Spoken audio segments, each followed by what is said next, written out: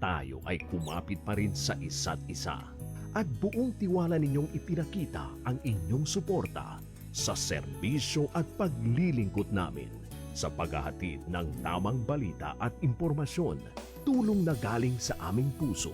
Kaya naman, sa latest survey ng Kantar at Nielsen, nangunguna ang mga himpilan ng RMN sa buong bansa.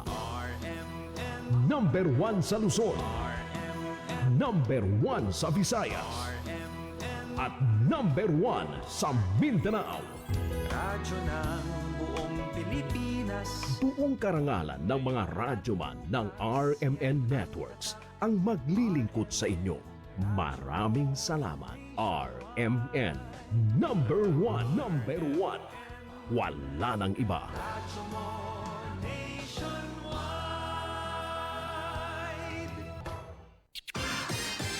Ito ang DXMY. The Music and News FM station of RMN. Sa Cotabato. 90.9. DXMY. Tumpak na oras mga kasama, ganap na pong alas 4:03 ng hapon. Tatak RMN. RMN. Servisyo. RMN. Sa responsable ng balitang publiko. RMN. Sa responsable ng komentaryo. RMN. Sa responsabling pag-alay ng serbisyo publiko. Ito ang himpilan ng responsableng mamamahayag ngayon. RMN. Kasama sa araw-araw ng sambayanan. Ito ang serbisyong tatak. Radyo mo nationwide. RMN. Servisyo. Public radyo mo nationwide. Isa pong magandang hapon mga kasama. Bismillahirrahmanirrahim. Assalamualaikum warahmatullahi ta'ala wa barakatuh. Magandang hapon na sa buong 37 barangay ng Cotabato City. Maging sa mga karatig bayan, sa karatig probinsya, maging sa Kabuuan na po mga kasama ng Bangsamoro Tarlac Region in and outside the BARM. Isa pong masigabo at maligayang hapon sa inyong lahat mga ka-idol. Sa ngalan po ng ating station manager, Radyoman Sir Erwin Cabilbigan. Sa ngalan din ng ating nakakagapay dyan po sa may technical side, si Radyoman Sir Danny Danilo Malaran. Sa atin din pong admin, si Ma'am Loradel. Siyempre sa ating regular na nakakatandem sa programang RMN at your service, Servisyo. Publiko. ngalan po mga kasama ni Radyoman na Maestro Ray Bansao na hanggang sa kasalukuyan ay nandyan pa rin sa bayan o sa lalawigan ng North Cotabato para nga kumalap ng mga balita mga kasama. We're waiting for sa kanya. Baka maya-maya magbigay siya ng update sa kung saan man siya naroon na lugar mga kasama at kung anong balita ang kanyang nakalap ngayong hapon. Radyo mo nationwide.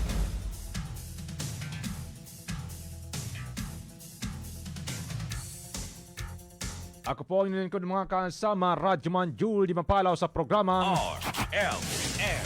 Radyo mo nationwide. Ang ating programa live pong napapakinggan sa ating frequency na DXMY 90.9 Cotabato. Nationwide. Sa dial po nito po mga FM radio mga kasama, ang DXMY 90.9 na megahertz. At syempre pa, huwag na pong ilipat pa. Tutok lamang dito po sa impilan ng RMN Cotabato para kayo po i-updated sa mga balita, impormasyon, mga marites, mga balita. Ano pa ba? Publiko.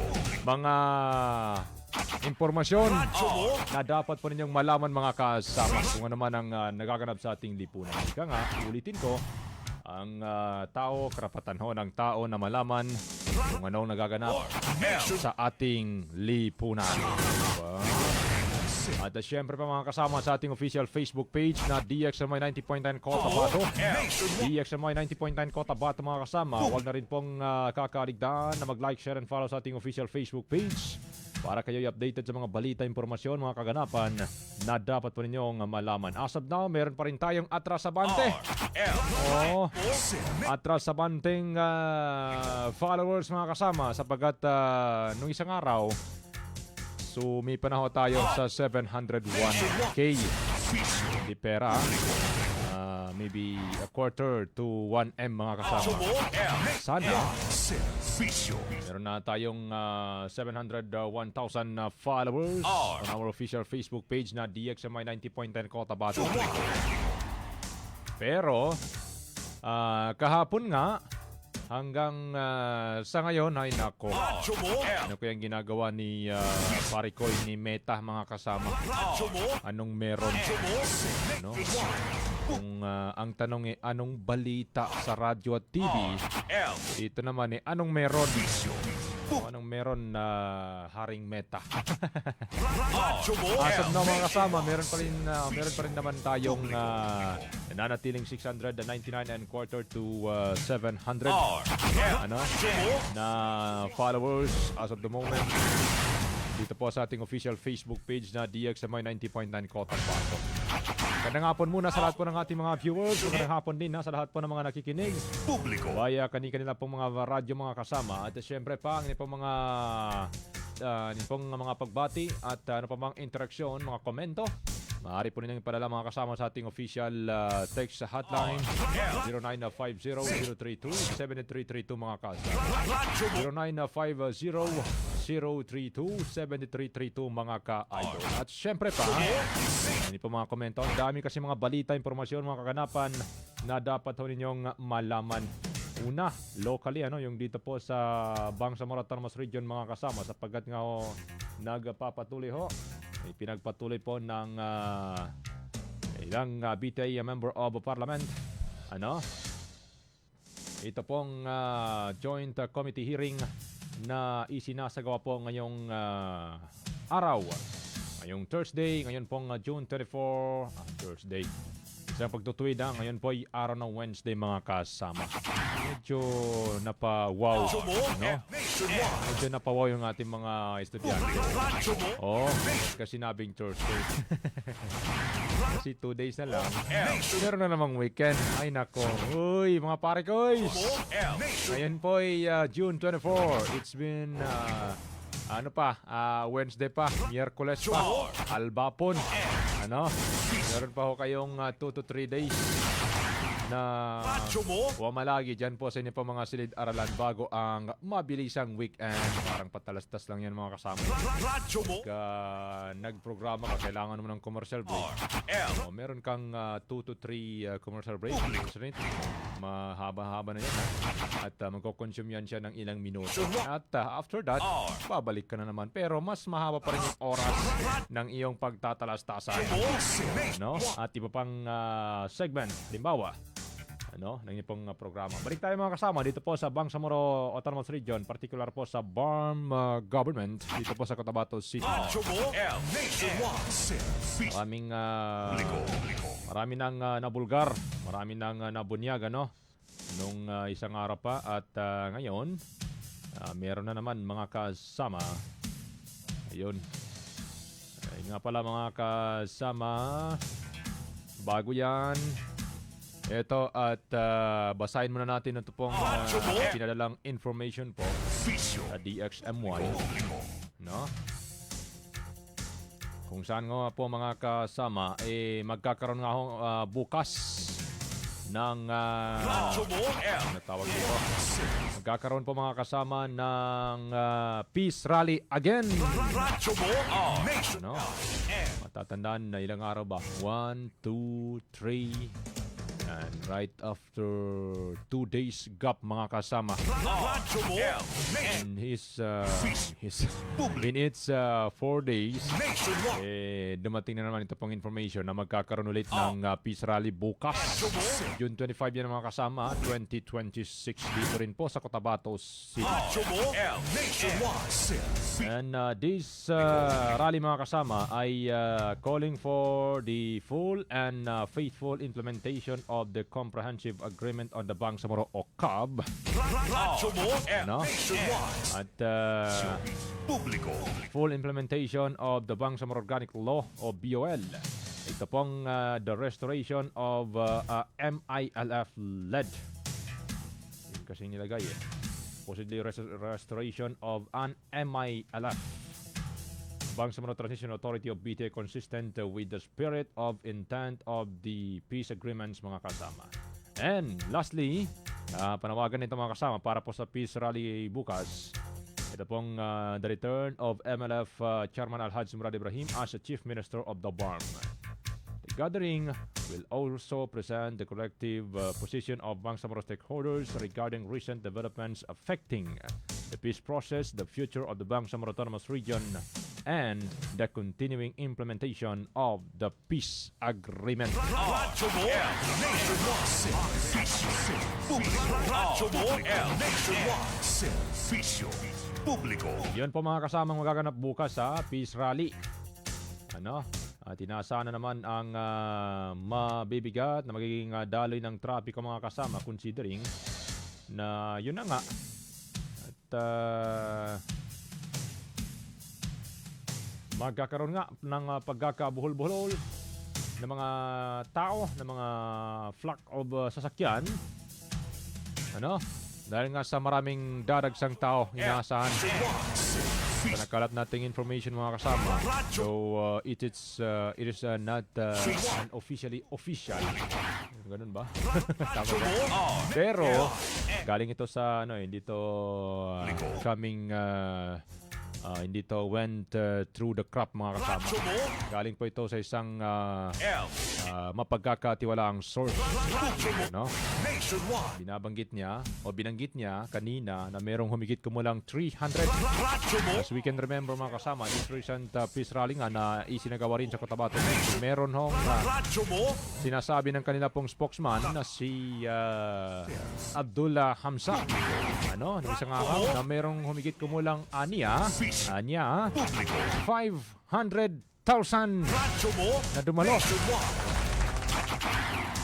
Merong 500,000 mga kasama. Kalahating milyon. Sabi niya. Pero hindi talaga ito lumampas sa mga tawag dito, mga nag-edit mga kasama. Ay nako. Yung 500,000 na binanggit ng opisyal, ginawang 500 na kwan. Alam niyo na. Ay nako. And with that regard mga kasama, yung bukas nga na isasagawang peace rally po dito po sa Cotabato City ay meron pong inilabas abruptly ang Office of the Chief Minister na Public Advisory as of June 24 ngayong araw para po yan bukas. Binabagit po sa nasabing advisory mga kasama na to all, in view of the scheduled peace rally tomorrow, June 25, 2026, and the anticipated increase in traffic congestion in the vicinity of Bangsamoro Government Center or BGC, all employees and personnel are hereby advised to report to work earlier than their usual arrival time to avoid possible delays. Please be informed that the Governor Gutierrez Avenue in Cotabato City may be temporarily closed or subjected to traffic restrictions once rally participants begin to converge in the area. Such traffic management measures are expected to affect the flow of vehicular traffic leading to and from the BGC compound. In this regard mga kasama, all concerned are encouraged to plan their travel accordingly, utilize alternative routes wherever possible, and cooperate with the traffic management and law enforcement personnel to be deployed in the area. Your understanding and cooperation are highly appreciated in ensuring the smooth and orderly conduct of the activity while maintaining the uninterrupted delivery of government services. Radyo mo, nationwide. Bukas yan so possibly and highly anticipated mga kasama na magkakaroon po ng road closure dito po along Governor Gutierrez Avenue dito po sa RH7 ng Cotabato City. Dahil nga magsasagawa sa inaasahan pong flock of mga tao, mga residente na dadalo po sa nasabing kaganapan ang peace rally bukas mga kasama. Umaga po yan dito po sa Cotabato City. At yun nga, ang mga layunin ng nasabing rally ay gaya ng aking binanggit kanina, ng aking binasa before this public advisory mga Radyo mo, sige. So, Servisyo. pinapayon ng lahat ng mga empleyado bukas na tumungo sa kanila pong mga tanggapan, sa kanila pong mga opisina ng mas maaga kaysa sa itinagdang mga oras Radyo mo, o nakasanayang oras na kanila pong pagdating sa kanilang opisina mga kasama para makaiwas nga sa ipit Nationwide. ipit ng trapiko. Radyo mo, Lalo natin nung isang araw dadaan ka ganyan lang. publiko. Side, parang magsa-side alang batawag dyan kahit motor hindi makasiksik. Radyo, Oo. radyo mo, Pero wag naman natin banggitin na hindi maulugan ng karayom. Imposible. Oo. Kasi pag once na nilaglag mo yung karayom doon, probably may tatamaan. Malalaglag pa rin. Oo. Pero tanggapin mo na maya-maya merong susunggaban ka, sasabihin na, uy! radyo mo, It may lead to conflict mga kasama. Huwag ganon. radyo mo, nationwide. Wala yan ha. Wala yan sa ano. Hindi na peace rally ang paparatingan pagka ganon. Radyo mo, nationwide. Sige. Servisyo, publiko. Dako tayo po sa mga information mga kasama. Dito naman sa Cotabato City nga. Abay, ito pong pagpapatuloy nga ng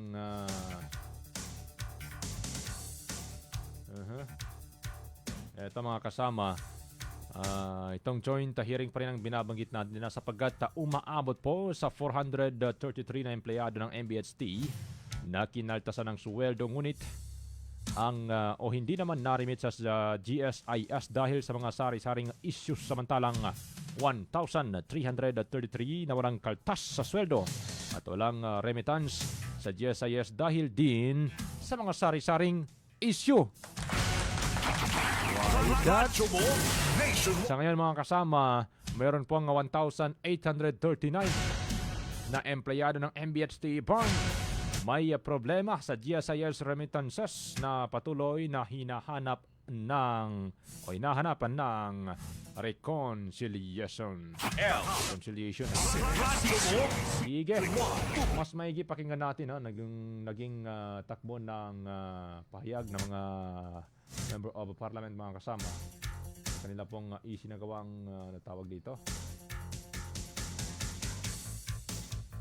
Pero bago yan mga kasama, idadagdag ko na rin bukas ito po yung binabanggit dito simula po 7 AM hanggang 700 PM 7 PM mga kasama. Isasara po ang buong Governor Gutierrez Avenue sa Cotabato City dahil nga po sa peace rally na gaganapin. Posted yan sa DXMI ang mga sasakyan mula sa Rosary Heights to 7 mga kasama at mga karatig na lugar ay maaaring dumaan sa Virgo Subdivision Road papuntang Sinsuat Avenue sa Cotabato City. Asa naman ang mabigat na daloy ng trapiko sa Sinsuat Avenue lalo na mula Gonzalo Javier Avenue hanggang People's Palace. Mainam na gumamit ng alternatibong ruta at maglaan ng dagdag na oras sa pagbibiyahe mga ka-idol. radyo mo, Yan na. nationwide. Confirm pa na merong magaganap mga kasama at yung traffic rerouting magkakaroon nga bukas o may ipapatupad bukas mga kasama.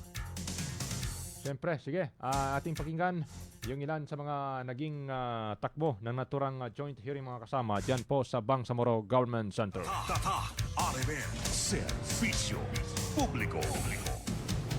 Can we get both from MBST and the GSIS a certain period of time hanggang kailan ito dapat ma-reconcile? Kasi pag hindi ito na-reconcile, madami din yung 433 na nabawas na yung contribution sa kanila pero hindi na nabibigay sa inyo. 506. Pag nag-run pa ho yan ng medyo mas matagal pa na period, made-deprive natin sila nung, alam mo, hindi sila makapag-load dahil hindi na-remit. Or pag nag-retire sila dun sa panahon na yun, hindi nila makukuha yung...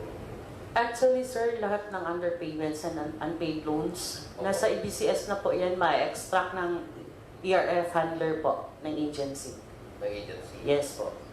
Sige po. May electronic, ano na yan, follow-up billing, sir. So meron na sa kanila. Meron na rin po. Opo. So can we get a definitive date noon sa reconciliation ni MBSTE at saka ni GSIS for these 500 plus na mga 506 na mga employees na nabawasan na sila pero hindi pa na hindi nire-remit ng MBSTE dahil may issue doon sa mga documentation. Pwede ho bang makakuha kami ng definitive na date kailan ninyo ito pwedeng ma-resolve na?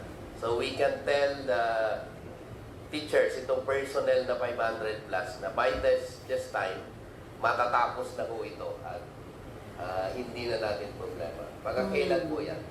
Actually, sir, available na po yan sa database. Ma-extract na po ng personnel ng ng MBHT. Kung sino yung assigned dyan sa electronic remittance file handler. Nandun na po yun lahat, sir. Yung underpayment ng loans, unpaid loans, and then underpayment po ng premiums. So essentially, it is an action na kailangan from the end of the MBSTE lang Yes po, for extraction. for extraction and then the corresponding action Yes po. para may basis sila to transmit to you the remittance na binawas naman nila. Yes po. Pwede ba nating makuha from MBSTE ang commitment nila? Kailan yan pwedeng sabihin na natin sa mga teachers natin at mga employees natin na itong problema doon sa reconciliation with GSIS matatapos na ito by certain date para lang sure tayo doon sa mga tao natin na ito ay mariresolve na.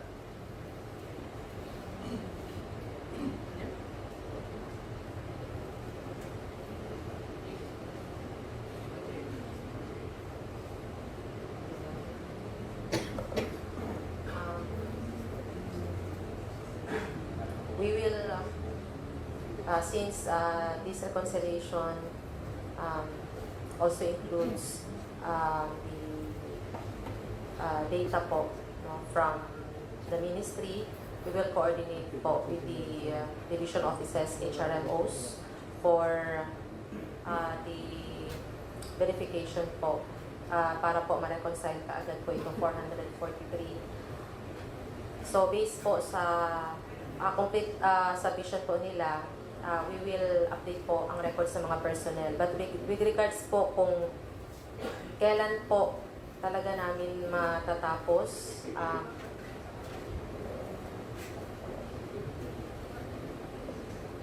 Yeah. 506.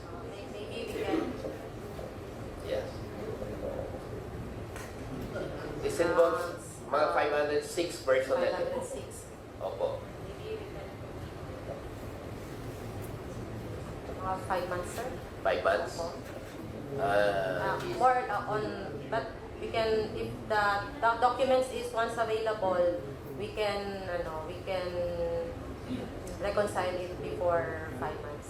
5 months. Yes. Can we give a reasonable period? That means balancing between the need for you to undertake the necessary steps to validate and the need of the employee to be able to avail yung benefits na pwede nilang i-avail, like loan or magre-retire na, and the necessity to avoid the payment of penalties. Yes, sir. Yun ang kailangan natin na reasonable period. Yes, sir. 6 months may be too long.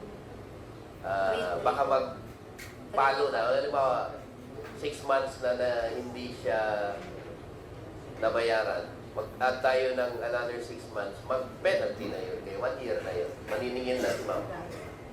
Can we get a better number of We will do our best for 3 months, sir. 3 months? Ha? So, pwede na natin sabihin sa itong 506 na ito that the ministry will undertake the necessary steps within 3 months and ensure na maano yan. Yan ang si Diaz sa 3 months. Sige po. Reconcile. Tatak RMN Servicio. Radyo mo sa responsabling paghatid ng balita. RMN sa responsabling pagbibigay ng komentaryo. RMN sa responsabling ng Publiko. Yun po mga kasama, ano, yung naging takbo ng naturang joint hearing ngayong hapon.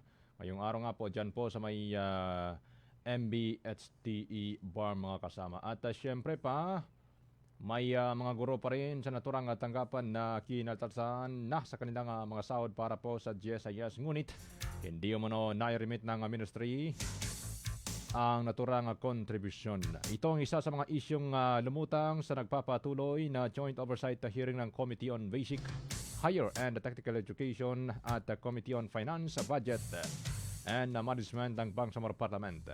Ayon sa mababatas mga kasama, may mga natuklasang hindi pagkakatugma sa mga records ng MBHT at ng GSIS kabilang ang mga kasong nakaltasan, ang payroll ng mga guro para sa kanilang GSIS contributions, ngunit hindi ito naipadala sa naturang ahensya. Patuloy namang sinusuri ng mga committee ang lawak ng problema at ang epekto nito sa mga apektadong guro na maaring maantala sa pag-avail nila ng mga benepisyo at serbisyo mula sa GSIS. Sige, pakinggan pa rin natin mga kasama ang ilan sa bahagi ng naturang joint hearing. Tatak RMN Servicio Publiko. Payroll pay with SULU. Apo. So this is with With deductions. deduction po. Okay. So ang walang deductions is the 1,333. Am I correct? 1,333. Yes po. Alright. So amounting, adding both, no? 28,434 and 1,333. The sum is 29,767, which is the total field positions. Yes po. Alright. The 28,434 includes SULU. This is remitted to the GSIS. Ang limited po, except SULU, is 24,500. Ay, sorry po. But with the 24,064. Alright. So, but with the deduction, 28,434 including SULU. Including So, may deduction yung mga teachers sa SULU, Yes po. but unremitted. Yes po. Unremitted. Yes. What is the reason for the non-remittance, ma'am? As mentioned po earlier, nagkaroon po kasi nung separation ng agency code. So, ngayon meron akong agency code and we have forwarded na po sa GSIS for ano na po siya, for uploading na po sa ECBS. And we will be informed of the remittances Once remitted. once remitted. Yes po. Thank you. So, excluding SULU, how much, rather, what are the number of employees who were deducted as well as those deducted from them were remitted to the GSIS? So, tanggal yung SULU. Without SULU po, nag-deduct po tayo ng 24,507 but we only remitted 24,064. 24,064. Alright. Okay, so yung sa SULU ang without with deductions and not remitted. So going back, ma'am, considering that there are total field positions na 29,767 and you have stated a while ago that there were 1,333 na no deduction, what is the reason for the no deduction? As presented po earlier na itong 1,333 po, part po ito siya nung reconciliation po namin, matching po namin ng plantilla to payroll. So itong 28,434, ito po siya yung active po no, sa payroll po namin as of May. Okay, so dalawa yung for reconciliation. One is the no deduction of 1,333 and the second is 443 na non-payment. Yes po. Okay. So may end na sa start pa lang, mayroon ng for reconciliation kasi hindi siya ma-deduct, and then yung may deduction with deduction na for reconciliation din kasi may non-payment or Yes, non-remittance to the Yes, po, GSIS. sir. Okay, thank you, ma'am. Any other from the members of parliament who wish to ask questions? Okay, so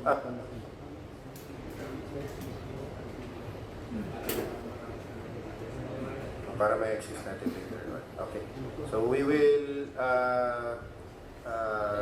yes. Alright.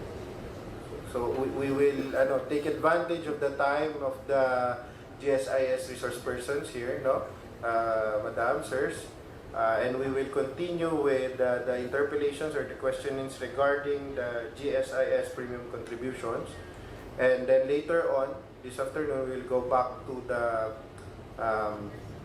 either the EDCOM or the issues regarding the vacant positions of the Ministries of Basic Higher Technical Education. So the Honorable Deputy Floor Leader MP Nagib Sinaringo is recognized. Ano po, in reality, marami hong messages sa amin na hindi sila makapag-loan sa GSIS. At ang prop daw noon sa system ninyo ay hindi pa limited, zero yung remittance doon sa system ninyo. Ang challenge namin ay hindi namin nakuha yung consent nila if we can reveal the very specific persons, mga teachers na nagsabi na sa amin at nagpadala nung yung prompt notice from GSIS na hindi. So, we're not at liberty to disclose, hindi namin masabi, but one thing is sure, madaming instances na nagsasabing hindi na-remit. But they know, binawas na ho yun sa payroll daw nila. Radyo mo nationwide. RMN Sir Iyon mga kasama, Publiko. ilan pa rin sa bahagi po ng naturang nagpapatuloy na hearing dyan po sa GSIS at ng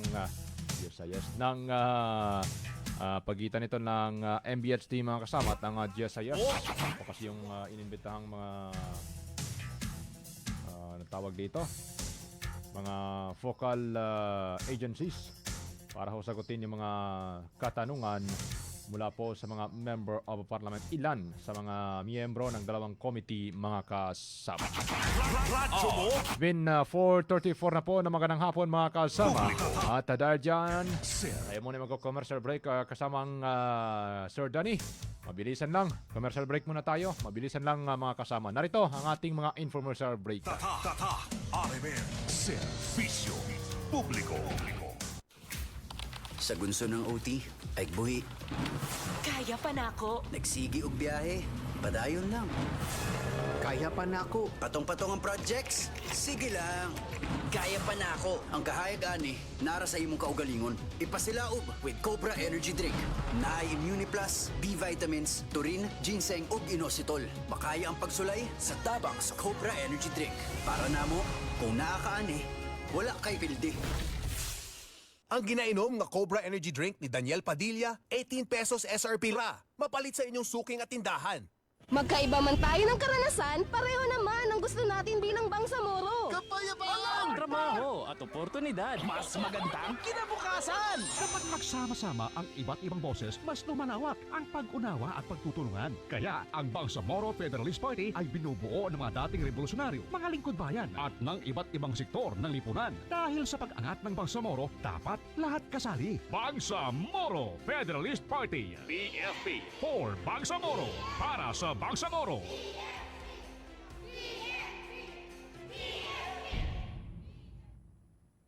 Good news mga ka-Pure Gold! Pabuhos Blowout is back!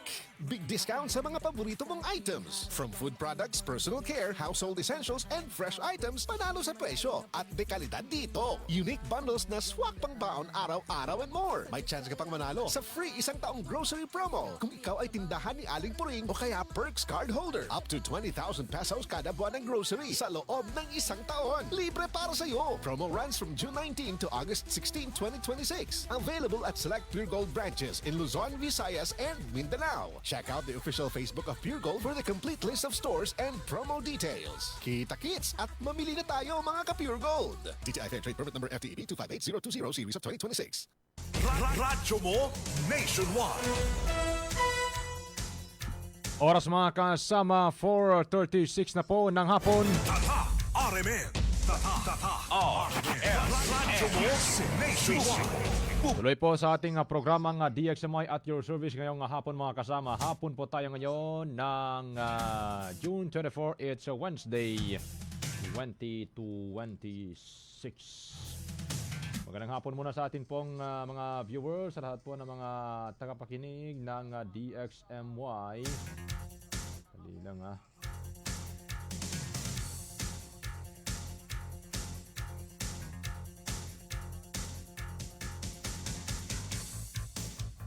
Magandang hapon pa rin ang ating pong pagbati sa lahat ng mga tagapakinig ng DXMY. Good afternoon sa ating mga commentator. Ito, sandali lang ha. Amole kita, maga. Ngagad kay Tububo. Sige, magandang hapon. Salam kay Samsudin Mama Saunda. Good afternoon. Watching from the Municipality of Ligawasan, SGA Barm. Magandang hapon din kay Randy Ranz Santisas. Dalawang account itong si Sir Randy. Sana all tayo dito.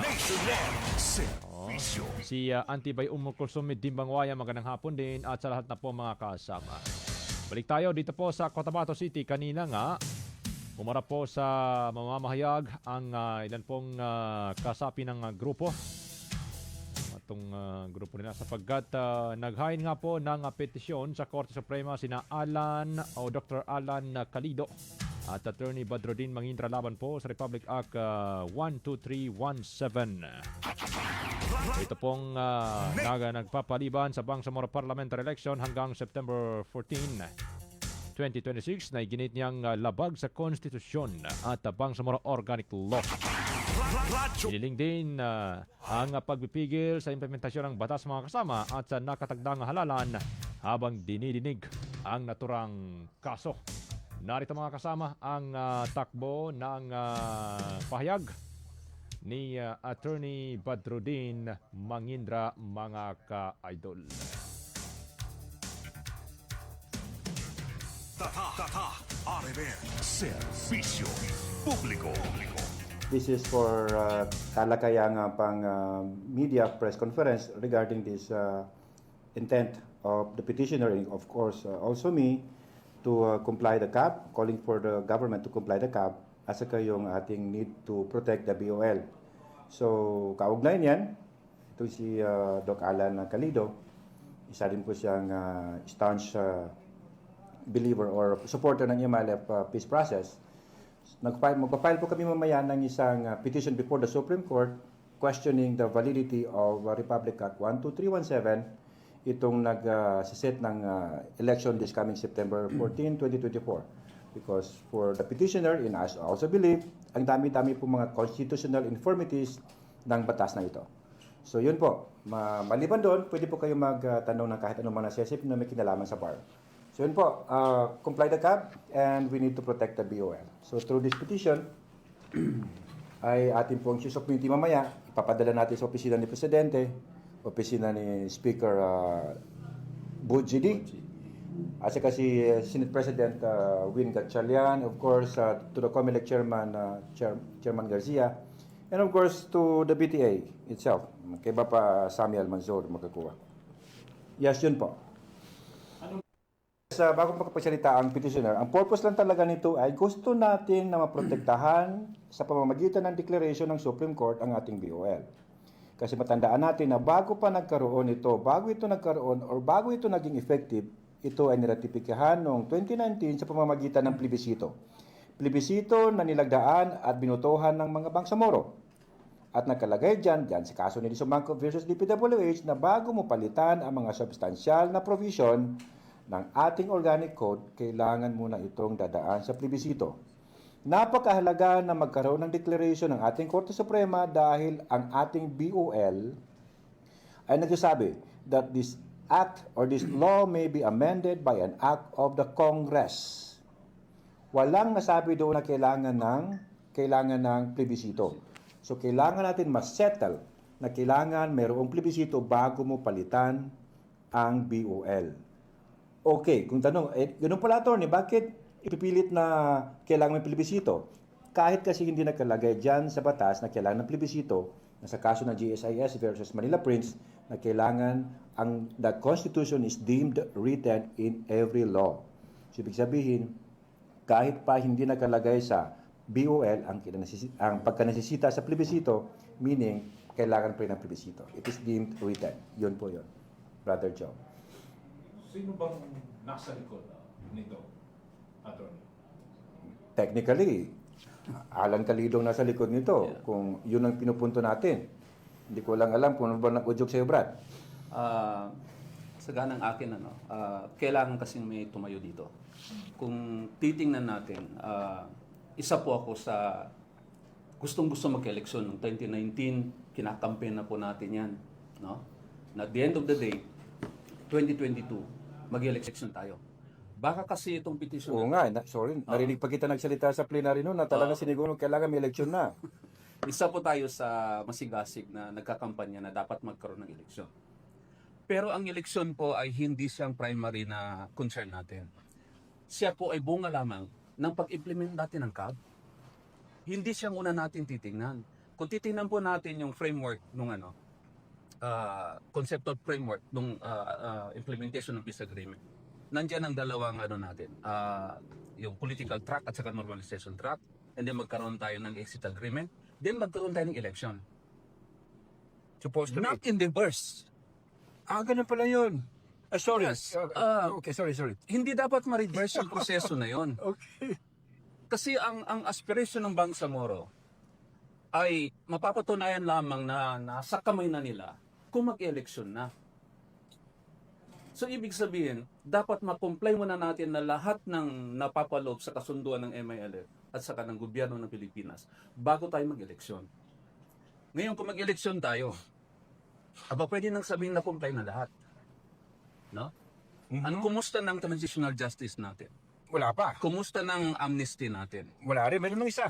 Meron isa. Out of thousands of applicants. Buti pa yung NPA, nung lumabas ang may isa sa MILF, 6 sila eh. 55 pa ata. Nung unang nilabas Okay, na okay. isang MILF, 6 ang NPA. Kumusta naman ang decommissioning natin? Kumusta ang camp transformation natin? Marami pa. Ngayon kung mag-eleksyon tayo, ibig bang sabihin, tapos na lahat yun. Complied lahat yun. So kung tayo ay gusto na mag-eleksyon, i-comply natin lahat yan. Ito ay hindi panaginip na pwede nating sabing totoo hindi. Ito po ay bunga ng dekadikalang Bangsamoro struggle. Maraming buhay po. Marami din ang umasa. Kung inyo matatanda, nung kinakampanya natin ng BOL, napaka sentimento ng mga tao. May umiiyak. No? Yung expectation nila napakataas. And I do believe kayo mismo sa media, mataas ang expectation niyo. And you supported it. I do believe so. Pero what happened? Kung mag-election ba tayo, ibig sabihin tapos na lahat. So yun yung nag-udyok sa atin. Walang kumimbensita sa atin na i-file ito. I just thought na it is my moral responsibility to file this petition, be it granted or not by the Supreme Court.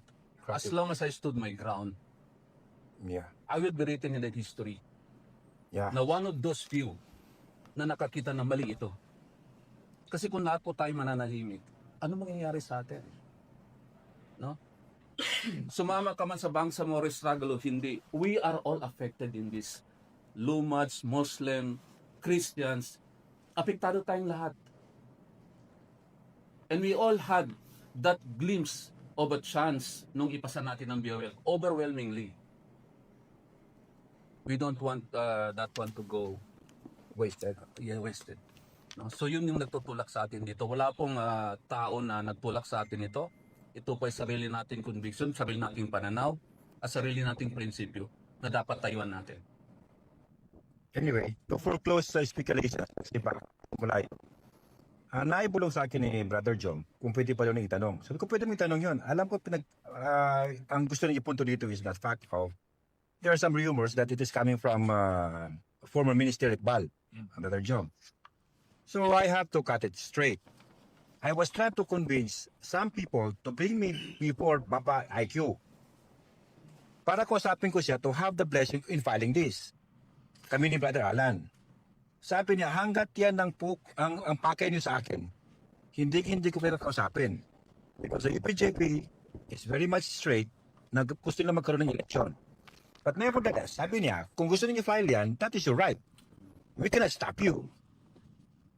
At pangalawa pa, yun yung punto legal kung bakit gusto natin mangyari na ma-declare unconstitutional ang 12317. Pangalawang legal, balik sa legal. Desynchronize. In the case of Kida versus Senate, the court was very explicit that the national and local elections must be synchronized. That is a constitutional mandate. Ang hindi lang kasama sa synchronization is yung barangay elections. That is of course because that is a different tier of government. Pero according to Kida versus Senate, the fact that the BARM or the arm before is placed under Article 10 of the Constitution signifies that it is, to the mind of the framers, it is still a local government unit. Kasama sa synchronization. Ganito kasi yan, Biosley. If you're going to have this synchronized election, anong ginagawa ng ibang party? Iniipon ang lahat ng mga local chief executives para maging kapartido doon nila.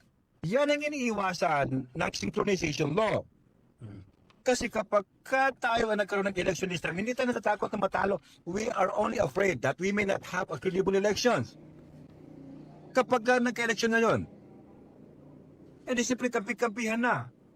Kaya masyadong amin na ang 94% ng mga mayors, amin na ang mga governors. Walang, the playing field is not at par with each other. Kumbaga, focus tayo doon sa election sa BARM lang. Kaya ating minumungkahi na talaga dapat ito ma-declare unconstitutional by the Supreme Court. Kasi gusto natin na magkaroon ng election sa 2028 para pare-pareho tayo ng playing field. Parehong busy, parehong iniisip ang sarili. Hindi katulad ngayon that those incumbents who are sitting right now, nasabi nila, kakampi na nila, may influence naman talaga. Come on, let us accept this fact. Na talaga meron naman talagang kampihan yan. Ikaw nakaupo ka. Di mas malakas ang influence mo. Pangalawa, in the Constitution, local elective officials shall enjoy only 3-year term limit. If we are going to have it in 2026 hanggang 2031, 5 years yun. Yes. So hindi mo pwedeng, the Congress cannot do it unless they will amend the Constitution. Pangapat, the Congress has no power to postpone local elections. This one, itong 12317, it impliedly and efficiently and effectively postponed 2028 elections for the BARM. Parang naging this is just a clock, but actually this refers to two cases. The extension or the amendment of 11054 and the amendment of the Constitution itself, that there shall be a cyclical election of 3-year period. And because of this, there will be no 2028 election, 2031 pa. Ibig sabihin, the Congress itself is actually amending the law, amending the Constitution itself. Kaya dapat talaga, pero pinaka-importante pa rin talaga, yung stature, yung postura, yung fortification ng BOL, that it shall not be amended without plebiscite. You cannot invoke the time of hataman, na every day, every year, there is this extension. Kasi sabi ng Korte Suprema, hindi naman talaga nakalagay sa 1954 kung kailan ang first earned election, meaning it is not part of the provisions voted in the plebiscite by the Bangsamoro. So there is no amendment, just filling the gaps. But nevertheless, wala pong kinalaman sa Bapakagi dito, Papa Iqbal, Bapa Sami. And in fact, kung mamasamay nila, sino pala magkinabang dito? Who is sitting right now? But wala kaming pakialam doon. Ang gusto namin mangyari is to protect the BOL. Yan po yun. Totoo yun, kung meron mang sasamang loob sa pag-file ng petition na ito, yung mga gustong tumakbo na wala sa posisyon yan, na iniisip nila na maring manalo sila. So, ito, para lang, hindi na tayo multuhin ng tanong na paano kung final ko ito noon. May tatama kaya natin ang kakulangan natin sa batas na tamang kasunod na batas na nangyari ngayon mag-election tayo ngayon 2026. Kasi even mag-end siya ng sabihin ang termino ay sa 2020 may election ulit tayo o sa 2031, walang basihan sa Constitution yun. Parehong walang basihan. So susundin ba natin yan? Hindi hindi siya magandang maging president na mag-election tayo nang wala sa batas. So yun po ang gusto nating tumukin dito on the legal aspect po nitong petition na ito. Ang tanong mo, sir, bakit ngayon lang nalalapit na yung election period? Marami ng mga attempt na at saka inisip pa rin ng iba na wala namang eleksyon. No. We want to come up with an official petition para once and for all to settle this one with the Supreme Court. No, kasi gusto nga natin na hindi na ito pamalisan basta magsusunod ang panahon. We want to set a precedent. At saka for the information of the public, actually this is just a second petition for this purpose. Ito 12317. Meron ng prior petition filed by some of our friends from Lanao del Sur. Of course, we cannot just say their name because that would be against their right to privacy. Pero this is just a second petition. Pangalawa lang ito. Pero ang pangalawang petition na pa-file namin bukas, yun yung mas matindi. Pa-file natin na ngayon, we want to have the Supreme Court declare that the appointment right now is against the BOL. Dapat may balik yung 4139. File namin yung bukas. But nevertheless, this is the issue here now. Itong petition natin regarding the 12317 that we want to have it invalidated by the court. Yun po yun. Sa Protect BOL kasama na ba dito yung mga inamen na batas sa parliamentary attorney? Exactly. Buti na tanong mo yan. Magkalimutan ko sa ng discussion. You see that in the tab, it says there, the BTA shall be led by MILF. Why? Because number 2, because the BTA shall serve as the main mechanism of the MILF in the transitional government during the transition period. So dapat yung MILF galing sa darapanan, Central Committee ang magsabi na, how should the local government code look like? How should the electoral code look like? Restricting law look like? Revenue? Education? Ano ginawa? They changed it. Unang-una, yung restricting law, kaninong restricting law nanalo? Is it by the proposal? Is it from the proposal of Mr. Iqbal? No. Yung 407 talo. They were outvoted. Kasi nga, they are not anymore the leading block in the BTA. So lahat nun, pinalitan ng block of BTA members who are not coming from the MILF. Kaya ang nasabi sa Article 16, Section 2, that there shall be created Bangsamoro Transition Authority in the Bangsamoro during transition period. The MILF shall lead the BTA in its membership without prejudice to the participation of the MNLF. Bakit ganon? Because the purpose of the BOL is to establish a political entity and organize and provide for its basic structure. What are those basic structure? Electoral code, revenue code, and so on and so forth. Sila dapat ang magpamukha sa BARM during transition period. Ngayon wala na. Hindi na sila. Look at what is happening now. Tinutulig siya si Mr. Iqbal. Out of, for 7 years to, bakit ganyan lang? Well, hindi na issue ngayon. Pero yun. Marami silang binago contrary to what has been done by the MILF Central Committee BTA members. So yun ang sinasabi natin na that is among the parts na kailangan ma-protect, not only to protect the BOL, but to comply the CAB. Kasi nga, sila ang nakipaglaban for how many years to change the status quo of the then arm para magkaroon ng government that will suit their right to self-determination, yung kanilang posterity as kanilang identity. Yun ang pinaglaban ng MILF. At sila dapat ang magpamukha sa itsura ng ating regional government. Yun ang nasa usapan. You cannot question, attorney, you are so exclusive. No. When we voted yes for the BOL, that is a signification that we acceded to that exclusivity insofar as transition period is concerned. Yun lang naman yun eh. Transition lang. Transition lang. Eh di kung hindi, ayaw nyo ng electoral code ng BOL, ng MILF, pag nanalo kayo sa election sa 2028, palitan nyo. Because after all, GSIS versus Davao City, no irrepealable law shall be passed. Hindi naman napagalit. Papalit.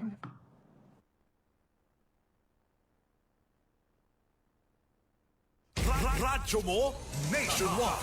RMN Series Publiko. Yun mga kasama, medyo mahaba-haba, ano? Naubos pala. Naubos yung oras, ano? Pagkat yun nga ho, yung petisyon na yun mga kasama ay ipinadala na po nila sa ang kopya po ng naturang petisyon sa Office of the President, sa House of Representatives at ng Commission on Election of COMELEC at ng Bangsamoro Transition Authority o BTA BARM. Iginit po ng mga nagsusulong nito mga kasama na ang BOL ay inaprubahan sa pamamagitan ng plebisito noong 2019, kaya anumang pagbabago dito o sa mahahalagang probisyon ay dapat ding dumaan sa kaukulang plebisito. Radyo mo Sabi rin ng naturang grupo mga kasama na mahalagang makumpleto muna ang mga nakasaad sa peace agreement bago isagawa ang halalan sa Bangsamoro na itinagda nga ng Commission on Election of COMELEC ngayong September 14, 2026. Radyo mo nationwide. Serbisyo Publiko. Sa mga payo sa... Ayan, 4:57 na po ng hapon mga kasama. Ang bilis ng sandali, ang bilis ng mga oras. Dali lang ating... samantalang yung pagtitipo naman mga kasama, itong huling araw po, kasalukuyan nga pong ginaganap ang huling araw ng 3 days Bangsamoro Ulama Conference 2026 sa isang hotel. Doon pa naman sa may Davao City kung saan nagbigay ng keynote speech si BARM Interim Chief Minister Abdul Rauf Makakuwa mga kasama. Pero dahil dyan, kapos na tayo ng oras at yun pong binabanggit natin ay to be posted dyan po sa ating official Facebook page ng DXMY mga kasama. Bago tayo unti-unting magpapaalam mga kasama, ito at atin mo nang silipin ang lahat po ng mga viewer ngayong hapon. Ito magandang hapon po mga kasama kay Sally Abdul Karim at sa lahat na po ng ating mga tagapakinig via radyo. Magandang hapon po sa inyong lahat mga kasama. Sa ngalan ng ating station manager Radyoman Sir Win Kabilbigan, sa ngalan din ng ating nakagapay po sa may technical at digital side si Radyoman Sir Danilo Malaran. Sa ngalan din ng ating kasangga kasama sa programang DXMY at your service, Radyoman Maestro Ray Bansao. Ako po ang inyong naging lingkod, Radyoman Julie Mapalao, Tatak Aramen. Magandang hapon at marami pong salamat. Buo ang integridad sa pagkalap at paghahatid ng mga balita. Walang haka-haka, walang duda, buo at totoo ang mga balita. Kapag Tata, RMN.